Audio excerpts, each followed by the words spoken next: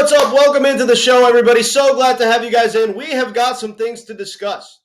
And so in today's video, I'm going to talk about some key adjustments that you need to make to your lineup going into the first Sunday of the season. Firstly, though, I want to talk about the Jordan Love injury.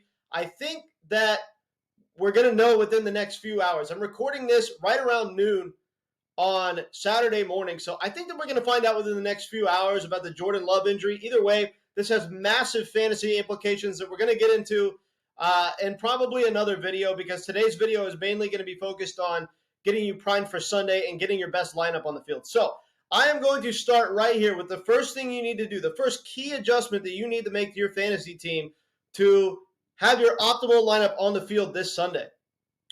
So the first thing you need to do is you need to make sure that Cooper Kupp, Rachaad White, Javonte Williams, Raheem Mostert, and Tank Dell are all on the field. I mean, if you look at these guys' matchups, Cooper Kupp's playing in a dome in an inevitable shootout game. Rachaad White is going against one of the worst run defenses in the NFL. Everybody knows I'm not that big on Rachaad White from a season-long standpoint, but when it comes to this matchup, I'm big on Rachaad White. I think he's a great sell-high candidate after week one, after he explodes in this game.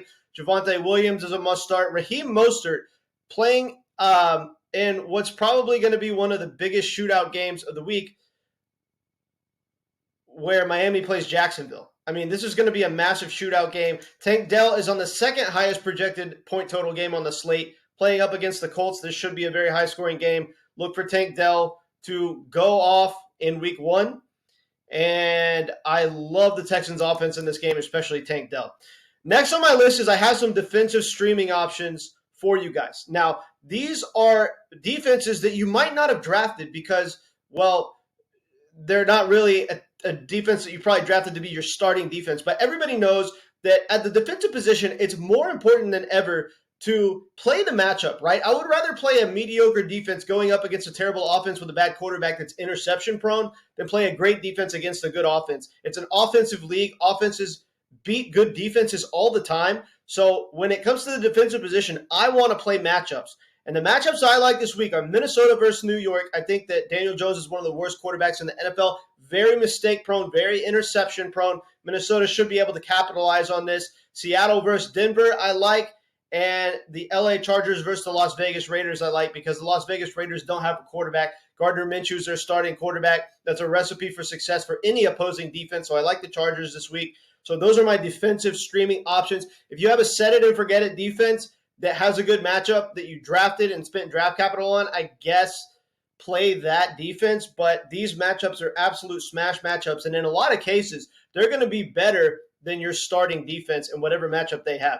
Next on my list is, firstly, I want you to play your starting quarterback that you drafted regardless of the matchup. But with that being said, if you waited on a quarterback, and if you're choosing to stream a quarterback this season because you were focused on other positions, which is a totally fine draft strategy, I have some quarterbacks that you need to stream that are going to be absolutely elite plays.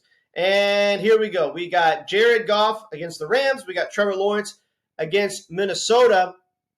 And we've got Matthew Stafford against Detroit. So, obviously this Lions and Lions and Rams game has two very passing dependent quarterbacks, right? These guys don't have rushing upside. They're statues, right? But it's projected to be one of the highest scoring games on the slate. It's a Sunday night primetime game, probably going to be a massive shootout. Look for both of these quarterbacks to throw 2 or 3 touchdown passes in this game. This is going to be a very high scoring game. There's going to be lots of touchdowns being scored on both ends. I love both these quarterbacks for this matchup.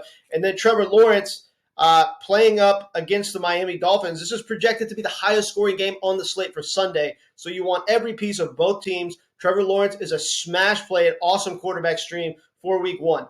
Next on my list is you need to go to your waiver wire as soon as you possibly can, all right?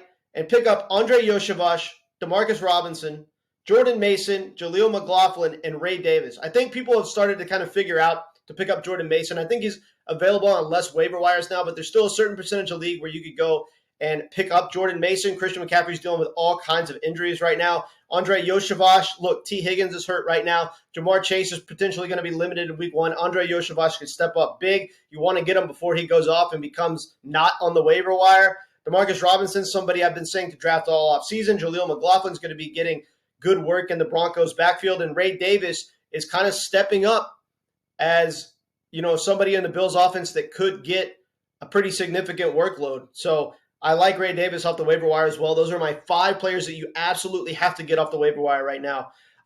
Next and final thing on my list that I have here, last key adjustment for Sunday.